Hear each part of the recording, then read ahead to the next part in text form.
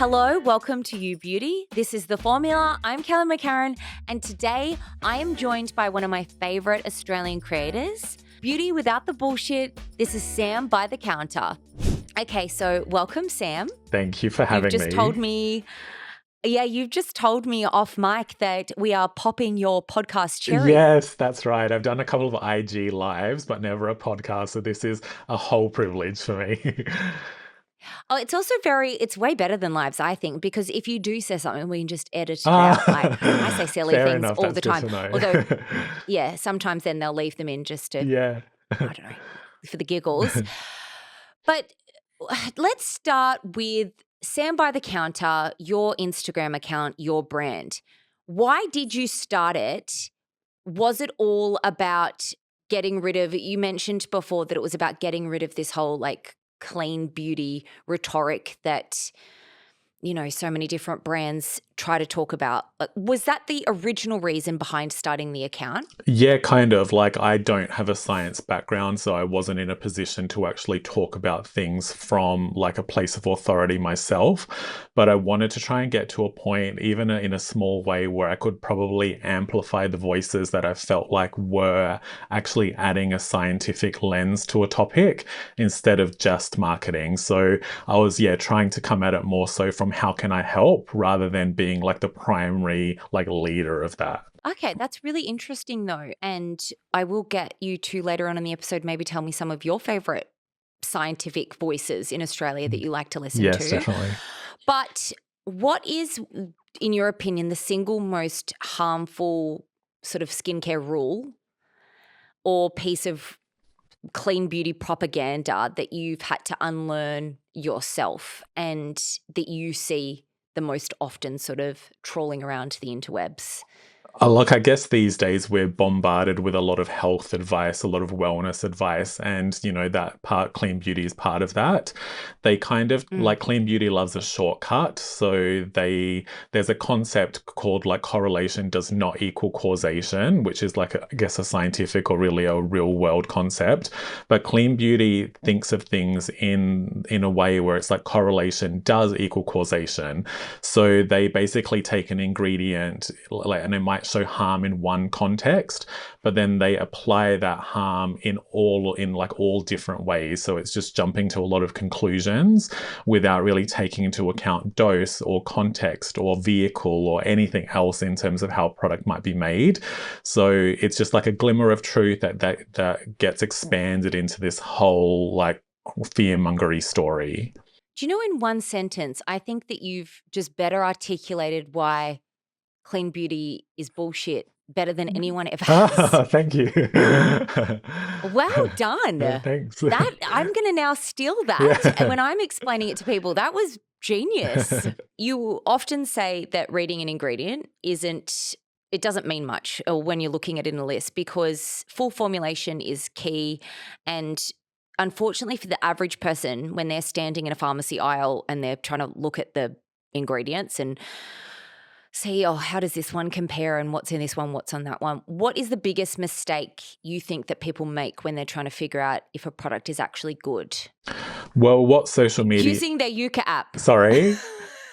Using the Yuka app. Oh gosh, don't even get me started on that. But I guess social media has done a really good job at, creating short bursts of information. So we see things as good or bad for nearly everything that we interact with. Whereas the reality of cosmetic design or product design is that ingredients come in different grades and different formats. So you might see something on an inky list, but it actually belongs to a class of ingredients. So there could be a different molecular weight. There could be a different viscosity, just a different texture that you can't actually tell from an ingredient list. So there's very little usefulness from reading because you're almost trying to decipher how somebody's put together a recipe without actually knowing the source, quality, style, thickness, anything of that source ingredient. So it just means like things like if it's for sensitive skin or acne, clogging or whatever it is, you can't really tell that from the list. You have to go by what the brand is saying in terms of their product claims. Well, it's kind of like I always think of baking. I don't know why. Totally. Cakes always pop in my mind when I'm thinking about, someone will say, oh, I found this dupe, and I use that in air quotes, for this skincare product, it's got the same ingredient or similar ingredients list. And it's like, well, it might, but you could have 2 chocolate cakes and they might have the exact same ingredients. They might even have the same formula, but the quality of those ingredients means that one chocolate cake might taste really, really budget and kind of plasticky and gross, and the other one is, like a Hague's chocolate Yeah, cake, the exactly. most That luxurious, is the best decadent chocolate cake you've analogy. ever And tasted. even just the skill of the formulator, it could even be the exact same ingredients, but by adjusting certain ratios, you get an entirely different result. So it's everything. There's like a Gordon lot going on. Ramsay Yeah. would follow the same recipe as me, Mhm. use the same ingredients, guarantee he would still Yeah, produce a nicer exactly cake. right. So we've got to trust the process a bit more rather than think we're the professionals when we're just not, I'm sorry to say. So yeah. I was recently talking with someone else about the free from list, that it's not like, if that's how someone's marketing their products, that's the first thing they've got. It's kind of like, well, really? I don't care. What does it actually have in it? But you say that the free from lists are the worst thing to have happened to the industry because they're manipulative. How exactly do you think brands are using this clean beauty propaganda to scare us into buying their stuff? And how do we sort of look through it or past it as consumers? So it's like a classic sales technique where they're trying to create a problem to then sell a solution. And often it's more expensive, more difficult to source. So you're just down this like road of like trying to search for things that that are trying to be really specialized when really they don't need to be. So they do a lot of cherry picking of information where there's maybe like a glimmer of truth that's been selected, and then they turn that into a whole storyline. Clean beauty tends to ignore a lot of toxicology. Like everything we interact with as consumers, there are people actually checking that stuff. They know that we're using multiple products in a day. They know what the relevant dosages are, where there's a point where something might be a problem, but when you're using it, in a small amount, it's fine. So all of these things are already taken into account for us, but clean beauty just sort of acts like it's the Wild West, and it's simply not that way. Yeah, I always think about people should use, if it says cruelty-free on the front, like, what does that mean? There's no one that's like getting the bunnies and putting products on the bunnies anymore. That's not happening. What does cruelty-free mean? This is really complicated because it's quite an emotional topic, so it's hard to discuss without triggering people. But the way that I think Yes. about it is that, I don't think anybody wants animal testing to be a thing. But there's also a point there where we need to know how to demonstrate safety of ingredients. So there has to be a way of testing that stuff, which historically was done on animals. Now, what I don't understand with this whole conversation is that in order to get to the point where we've got alternative testing methods, somebody has to foot that bill. And a lot of that development has come from the big brands. So like the conglomerates that are always on the like anti sort of boycott list for cruelty-free reasons. But those are the brands that are actually paying for the research to get us to a point of not having to rely on animal testing. And then you've got all of they're the ones that are paying for the small people to then go cruelty-free. Yes, exactly. So you've got all of these small brands that are benefiting from their research. The only reason they can be cruelty-free is because the big brands have solved the problem. And then somehow the people that have, done all the effort are getting blamed for it. So that sort of stuff doesn't make sense to me. I wish we could all be a bit more reasonable about it and realize that we're actually all in this together, trying to get to the same place. Or just use a little bit more critical thinking even. Yeah, and fairness, we can't just jump from A to Z in 1 month, it takes a bit of time, so yeah.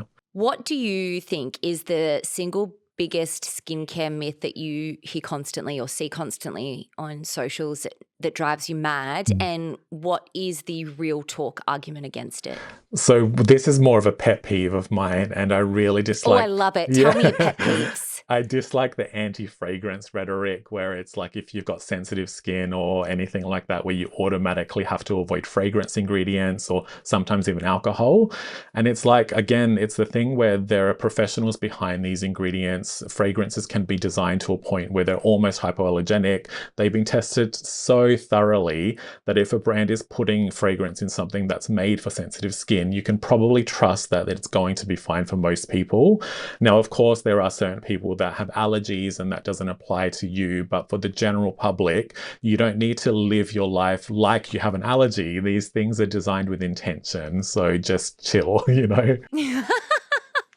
And also sometimes natural, quote, ingredients have really strong fragrances, like insanely strong fragrances. Yes. So sometimes you almost need the science to remove the strength of some of those fragrances. Otherwise, you couldn't just walk around with them on you. Absolutely. It makes no sense to prefer like an essential oil or a natural fragrance versus something that's synthetic, because synthetics are much more intentionally controlled and they can, you know, just the safety profiles are much more predictable. So yeah, all of that doesn't make sense. Another clean beauty weirdness that I don't understand. And you have pointed out that I think this is so interesting, that the pressure has moved from, it's not just appearance, but there's moral judgment. And we see like moral outrage all the time on social media. So people get shamed over cruelty-free or how much something is recyclable. How has moral superiority made the entire beauty conversation more complicated, do you think? It's made it become more about appearances. So it's sort of like you might have a brand that doesn't tout like refill systems for their packaging, but maybe that's because they're using a really small form factor to begin with. So maybe it doesn't make sense to have refills. And then you've got other brands that are developing these huge packaging systems where the outer shell is really quite bulky, all to accommodate a refill. But the reality is the actual trade-off on like how often you need to rebuy the refill to offset the initial packaging means that that other brand that's not marketing refills is probably going to be more sustainable. So it's sort of like the brands are doing things just so they can say they're doing it rather than actually choosing the path that might lead to real world changes. So yeah, again, it all comes back to marketing, unfortunately, and it's really... And the optics. Absolutely, yep. So it's sort of like virtue signaling is a marketing tool now, and unfortunately, you know, people do just look at it from a surface level because ultimately nobody has time to spend a few hours properly investigating a brand. You'll see a post and make a decision from that, and brands just prey on that. So yeah. Yeah. Like, oh, great, they do refills. Wonderful. Better for the environment. And you purchase it without. Just not that simple. You're so right. Yeah. Let's move into some personal reviews of yours. Let's talk heroes. What are your top 3 favorite products at the time of recording? Obviously, you know, everyone knows if you're in this industry, we're constantly chopping and changing and trying different things. But at the moment. So I've got 2 holy grails that honestly I've been using for several years and I don't see them changing. Okay, wow. So this is like true favorites. One is a moisturizer called Bee Cream from a small brand in Canada called Build. And I really like them because they don't follow clean beauty principles. There's still petrolatum in here mixed with some squalane and glycerin, of course. So it's just a really solid basic moisturizer, but the technology of the emulsion is quite interesting. It uses a lamella gel. So you get this super lightweight texture, but it's actually moisturizing all day. So that's a huge favorite. And I pretty much use it every single morning. Wow, I've never heard someone talk about that product before. No, and this is very much like niche to my account, I think, because I'm like the champion of their brand, really. So, yeah. Over here, just like, come on, why are more Australians not talking about them? Yeah, like CeraVe doesn't need more promotion, so let's like hop on the indie brands if we can. So, yeah. Next is a cult favorite that is the Biologique Recherche Lotion P50. So that's my top exfoliating acid that I love. Have you tried it? I have. It is spectacular. I was almost scared to use it, though. It actually went off before I finished it because I was terrified to use it because it's so expensive. Yes, it is. Yeah. And for anybody that's struggling with skin issues, I do think it's worth going down the road of a Biologique facial if you can, because they're so focused on actually understanding a skin condition that if you're confused with what's going wrong, they can really help you. And then they are pricey, but if you just use 1 or 2 products, I think you can actually achieve really good results. So yeah, that's that. And that is the most talked about product. How much is a bottle of that? Oh, they've got a few different sizes. So I think it probably starts at about $80 for a mini and then goes into like $150, $200 in that range. So yeah.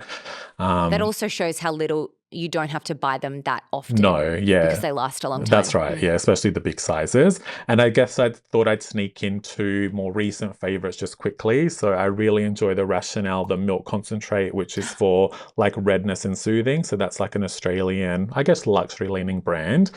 And very surprisingly, the new brand from Dua, which is by Augustina Sparta. This serum is sensational. It has everything you could ever want for like barrier maintenance. And I think Dua Lipa is secretly a skincare legend. Oh my goodness. Wait, so she teamed up with, I did not know this. Yeah. Wow. Just Oh my goodness. recently, And like is it a more month affordable? ago, something like that. Yeah. Oh. Yeah. Is it more affordable? It's more affordable than the main line. It's still a little bit more than sort of general brands in pharmacy. But yeah, the whole concept is that they've taken Augustina Sparta's science and made it a bit more accessible and maybe targeting a slightly more like younger demographic, I guess Dua Lipa fans. Oh my So, goodness. yeah. So that's super Okay, cool. sign But me up. people are suspicious of celebrity brands, but I think when they do it well, there's a lot of, investment there that can really lead to good quality results. So, yeah. Especially that sort of collaboration. That's always going to be good. Yes. Let's move on to some overhyped and overrated products. So one of my favorite things about following you is that I'll sometimes be thinking something and then you'll say it. And I love that. Like if something's just launched and it's a little bit rubbish or it's just not very impressive, like you're very happy to give credit where credit's due and then also just, this one isn't for me. And I think that that's really important in a market where there are just so many different products launching all the time and there are so many people trying to flog you things to buy and you just never know who to trust or what to buy. So what do you think are some sort of current, really viral, very cult things on the market that are just so overhyped or overrated? Yeah, this is tough because I do try to be as fair as I can, but I You're very fair. Yeah, thank you. I do kind of think the takeover of K-beauty has been a little bit problematic because it's really added a lot of just uselessness to the industry with a lot of like weird textures and a lot of things that are designed just for TikTok videos that probably aren't going to actually lead down a road of like a good skincare result. So, and that's not to say that I dislike K-beauty. I think there are some brilliant products. I would just focus more on like the real brands. So you've got Sulwhasoo and Astura and those sorts of brands that actually invest in development rather than theatre. So there's nothing wrong with, of course, buying something for fun every once in a while. I just wouldn't make that part of my core routine. And there's just a lot of problems in terms of what we see as being viral, because most things these days, unfortunately, are not authentically viral. They're just secretly paid for campaigns with really poor influencer disclosure. So, yeah. Oh, that's such a good point. And also, just on the K-beauty note, like no one needs a 21-step skincare routine. No, and I don't even think that's legitimately a K-beauty thing. It was just another marketing invention that hit the West. And then, as we do with everything, we just sort of take what we assume is happening. And yeah. You love scent and texture. Yes. In luxury products and with more drugstore. What is one high-end indulgent product that you've reviewed lately that you felt justified the price tag? So I am the biggest Chanel Beauty fan. I can't even tell you. And I think they're so underrated. Oh my God. Yeah, for skincare, they are exceptional. I personally love their Soulmage collection, which is quite pricey. So this is my splurge thing. But most of Chanel's collection is very high quality. And I guess just to expand on that, I really resonate with brands that focus on skin condition more than skin type. So if you actually browse through Chanel's offering, they often have moisturizers in like a light texture, a medium, and a heavy. So they're able to tailor the result that you're after very much based on what your skin needs in the moment or seasonally. And then on top of that, they also operate a lot of their own farms. They do a lot of their own ingredient extraction. So the quality and the originality and all of that is there. And all of those things together really, like, it makes me feel like it's a truly luxurious experience where it's not just about inflated prices. And it does feel like a luxury Totally. experience. I had a Chanel body wash that I used for my first shower after I birthed my child. Wow. Oh my God, it felt good to use that Chanel. Like I Yeah. smelt good. I felt like it would just, I felt so spoilt and pampered just Yes. from, a Chanel body wash. Yeah, but they actually have serious skincare. So I think people just ignore them and they like write them off as like a luxury brand. But the amount I'm of going to be honest, I do. yeah, everyone does. It's just the amount of research and development and resources they have would probably be best in class. So yeah. Wow. Okay. Look at Chanel. Yeah. Who are some of your favorite creator accounts or doctors to follow? And who do you think sort of holds brands accountable? I think in terms of Australia specifically, the queen of Yes, Australia everything specifically. is Lab Muffin. So Michelle, I'm sure you've heard of her, but if anybody listening has not, Oh my gosh, she's like just the queen. life changing. So if you haven't, please buy her book because everything that I'm speaking about is basically inspired by her. She's just like the top of the world in terms of how useful she is in expanding your mind, maybe removing you out of the clean beauty mindset and really giving you the tools to be able to empower yourself and not move in fear when you're trying to purchase things. So Lab Muffin is the queen. And if I can quickly shout out also the Eco Well, she's based in Canada, but of course you can still access her content in Australia. She has a podcast and also an Instagram page and brings together a lot of different experts from lots of different fields. So those two accounts, if you follow them, your mind will be set free. So yeah. Yeah, you'll get accurate information. Absolutely, yes. And finally, if you could leave our listeners with one core takeaway about skincare, so what they need to stop doing, what they need to start trusting, what would it be? I'd say maybe lead with desire more than fear. So that's really been the whole topic that I'm trying to instill is if you see something and you like the sound of it, just try it. It's not going to be harmful, assuming you're purchasing it from a reputable retailer and it's not some random marketplace. So just if something sounds nice to you, don't worry so much about the fragrance or the alcohol or the silicones or the parabens or whatever. All of that stuff, if it's in your product, is fine to use, I promise. And just take what you see on social media as a guide, maybe as inspiration, but not gospel. So I can't sit here and tell you what will work for you. Skincare is very much just trial and error. So just take things as like a way to explore, but then you have to ultimately listen to your own skin. And I always try to remind people that companies and brands aren't trying to kill or damage people. Exactly right, yes. No one wants that lawsuit. No one wants the lawsuit. No. So if it's a reputable place and brand, it's okay. That's right. They want your loyalty. They're not trying to harm you. They want your ongoing money. That's right. They don't want you taking money from them with a potential lawsuit. Yes, exactly. Yeah. And I guess if I can just add some, sense. like, because often the feedback that I get is people might have seen examples of situations where something has gone wrong or we found out something has been bad about a product. That's an exception. So like bad things happen. You might go to Coles or Woolworths and you buy spinach and then you find out there was a recall. That doesn't mean that spinach is bad. It just means that something along the way, something bad happens sometimes. But those are the things that you can't control. So you just have to kind of rely on the fact that your skin is a barrier.